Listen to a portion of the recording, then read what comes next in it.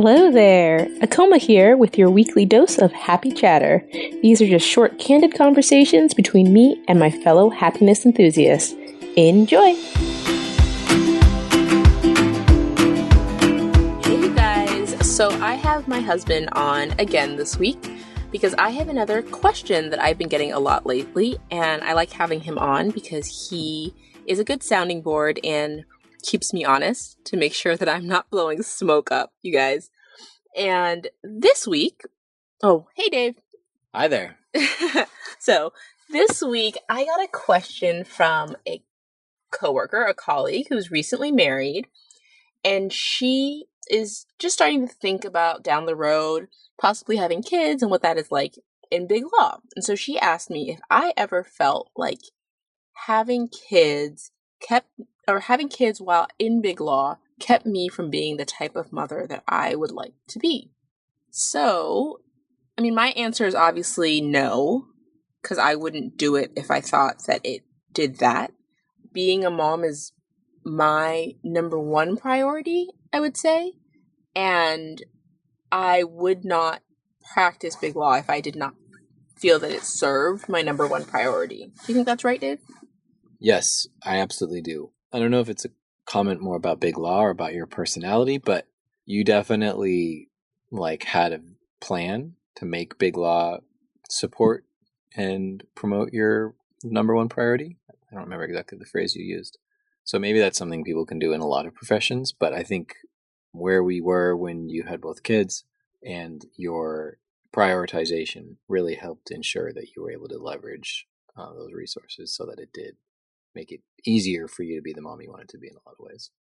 Yeah, and I don't think that that's necessarily because I think some people will read that to mean that I was a mom or a woman who puts my career first, and that's why it's been okay for me, is because it was secondary or because having a career was really central to my sense of self.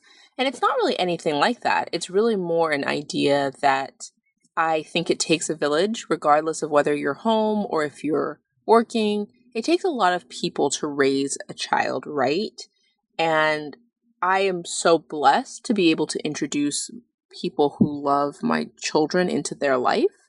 So it doesn't feel, I guess, weird to me, or it feels in alignment with my parenting style to have my kids have a nanny. Yeah, absolutely. And I think this sort of is not exactly being a mom. This is about giving birth, but also in the United States, lawyers tend to be afforded some of the best maternity leave of any profession. And I think that was a huge sort of a box that it checked for you that worked out because you got to really get to know. 6 months or 5 months plus some to get to know your child when they're first born was obviously a very significant part of your parenting experience and mine as well in the case of PAX, just because I was obviously freelancing, so I was home also. And that's definitely, stems from it was a motivation for staying in law and a thing that made it worth it for you.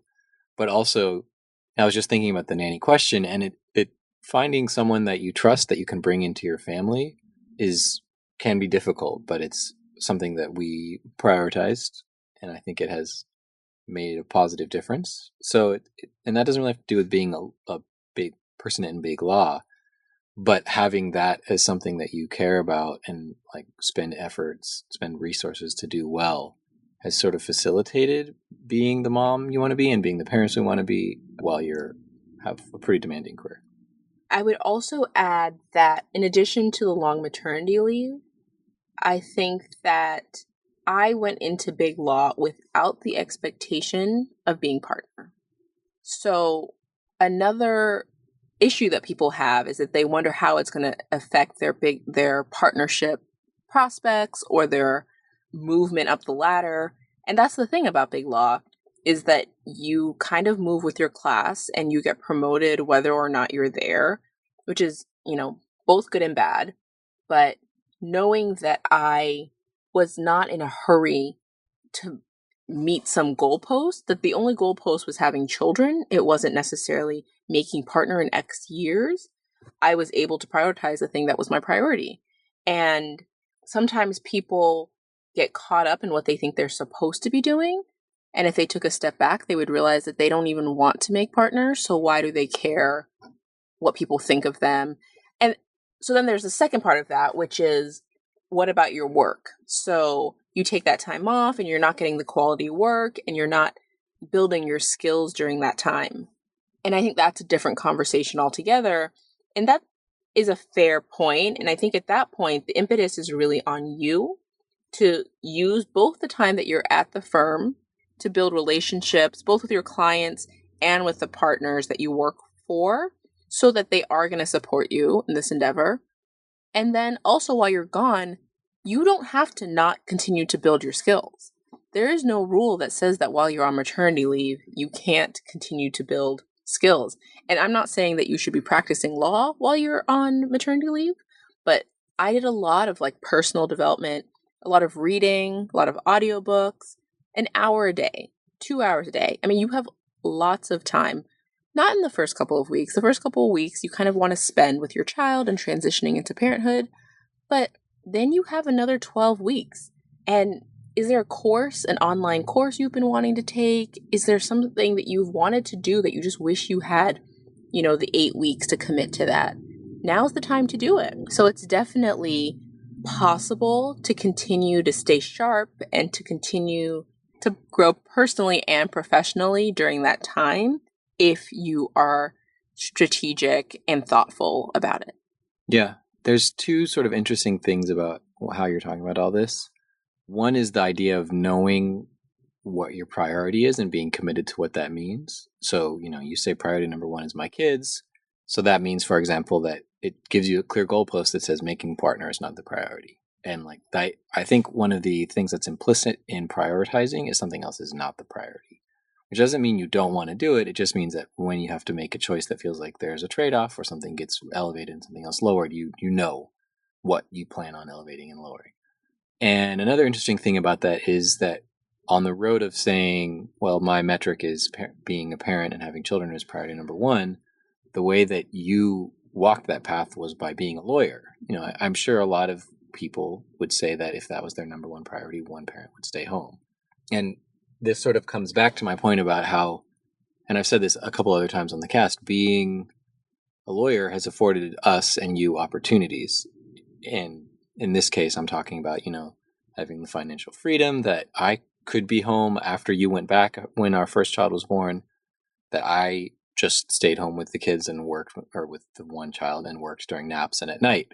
So my income was much lower, but we were fine because of that, because you were a lawyer. So it's just an interesting thing that as a lawyer, you have a different set of reality and circumstances and criteria to make your decisions.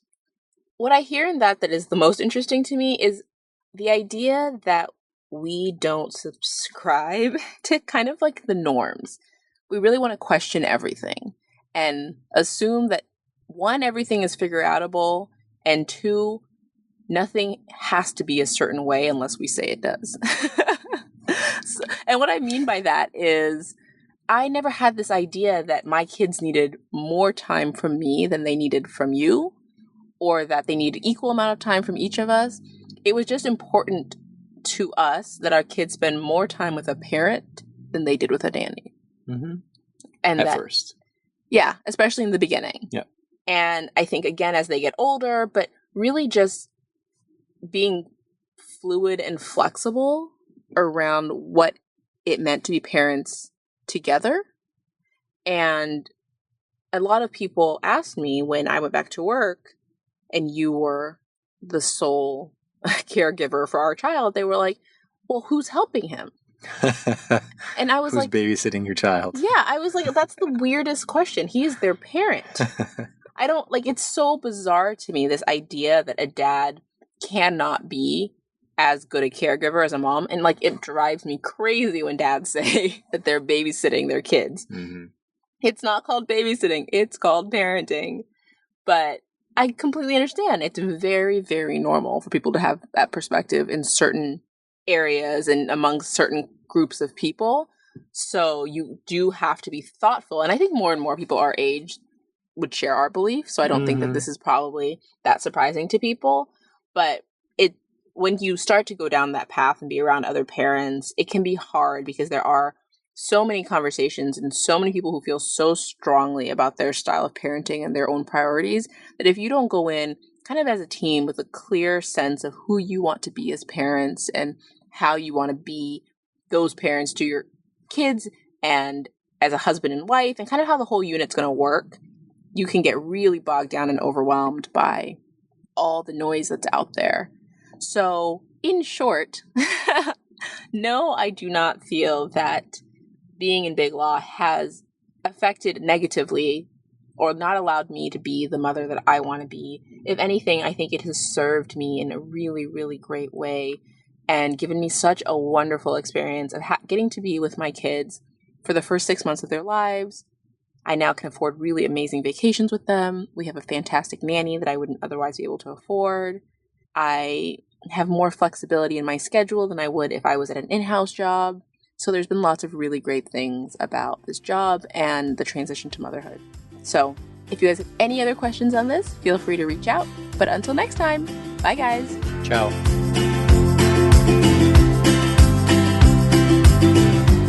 Today's Happy Chatter episode is brought to you guys by audible.com. As most of you know, I love to read.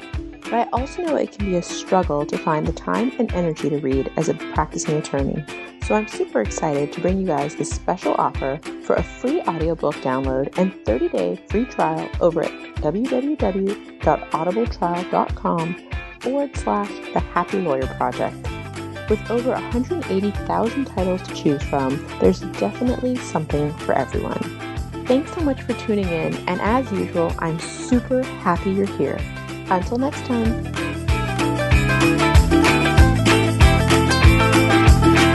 Thanks for listening.